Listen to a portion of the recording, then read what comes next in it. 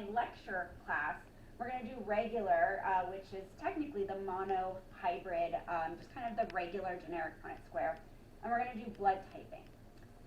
For my lab students, you're also going to learn a third type, which is the sex-linked. Okay, so if you're in both my lecture and lab, for lecture it's just the first two, and for lab it's all three of them.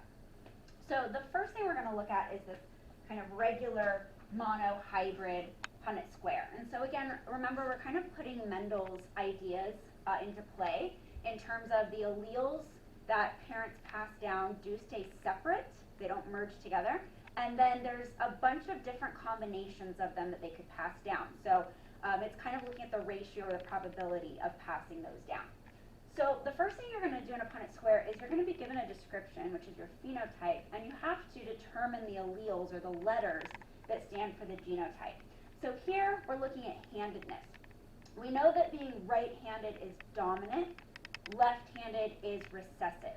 So I have here that mom is right-handed. Now, because this is the dominant phenotype, technically there are two possible genotypes. We could have homozygous dominant, but we could also have heterozygous, because all you need is one dominant allele to show the dominant form. For dad to be left-handed, he has to be completely recessive, so his genotype would be 2 lowercase r, standing for 2 recessive alleles.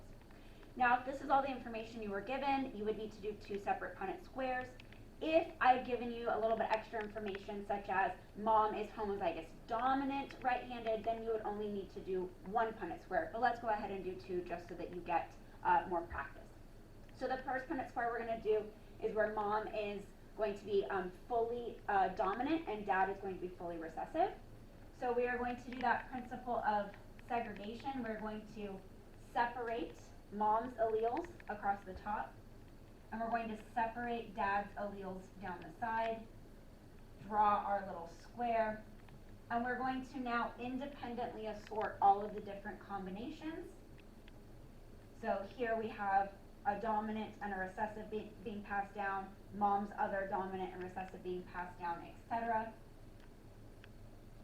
And what you see here is that in this coupling, you would only produce a child who is heterozygous, but since there's still one dominant, this would lead to 100% chance of being right-handed. Now let's go ahead and take a look at mom being heterozygous. Dad, again, only has one option, so he's going to be homozygous recessive. And we're going to see if there's any difference.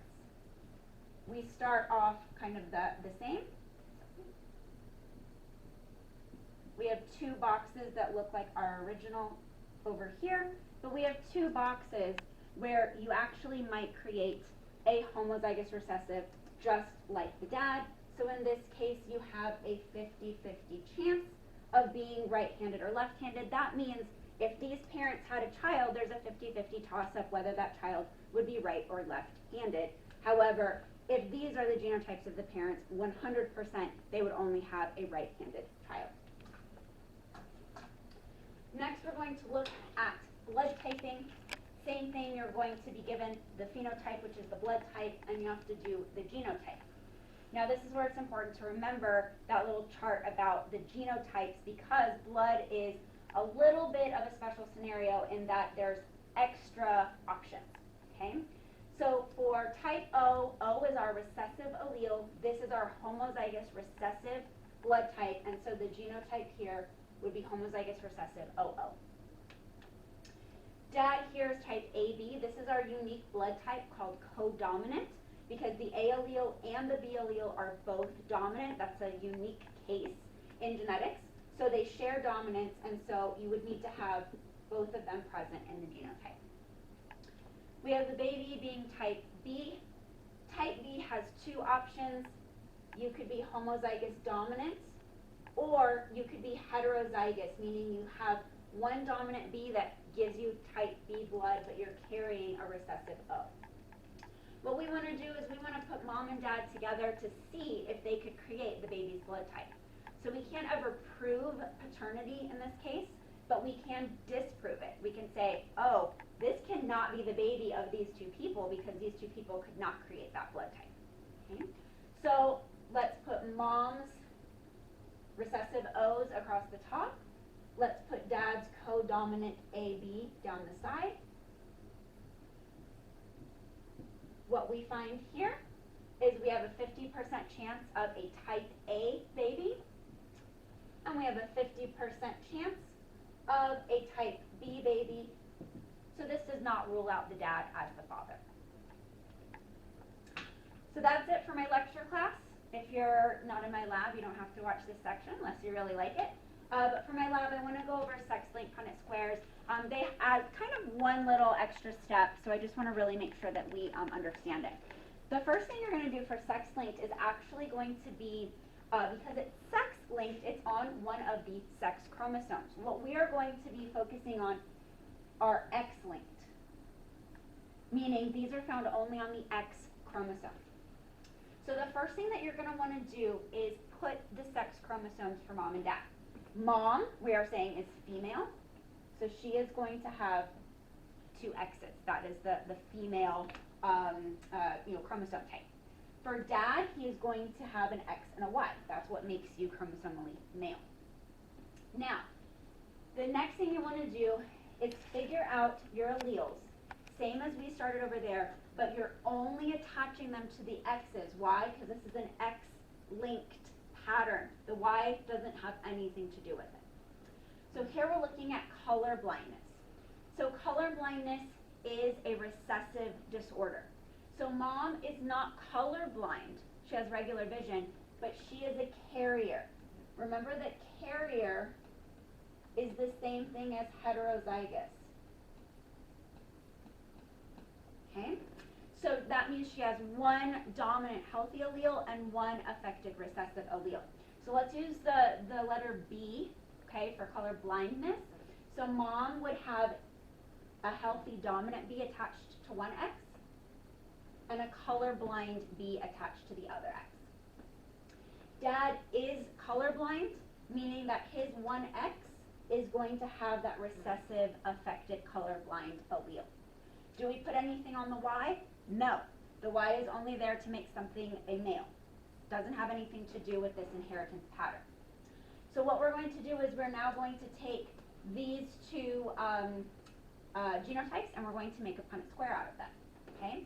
So the first thing we're going to do, just like we did previously, we're going to separate the X's and we're going to separate the Y's, and then we are going to draw our square. The first two boxes, I'm creating daughters. Two X's means they're female, so this would be my daughters. The second two boxes would create the sons, the boys. Then I'm going to match all of the B's. So in this box, you get one healthy, one colorblind. In this box, you actually get two colorblind. Here, healthy, and here, colorblind. Now what's important here is the wording. If your assignment is asking you, what's the chance that they would have a child,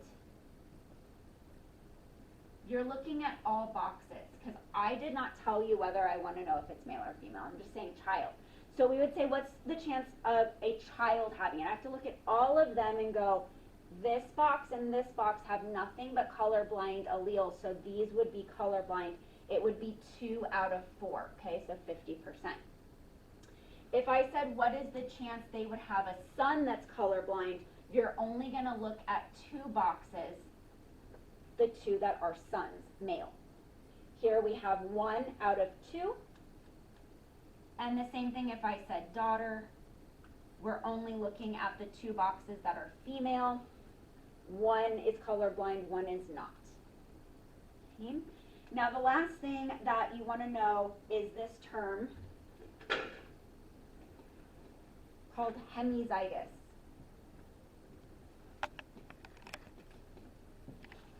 When you are asked, who do you think gets colorblind, or who do you think gets these sex-linked traits more often, males or females, a lot of people go, oh, if it's on the X chromosome, then females do, because obviously they have 2 X's. But the answer is actually opposite. Males get these more often, and the reason is 2 X's means you have lots of options. If you get at least one healthy allele, you're fine. So it would take twice as many alleles to give you color blindness in a female.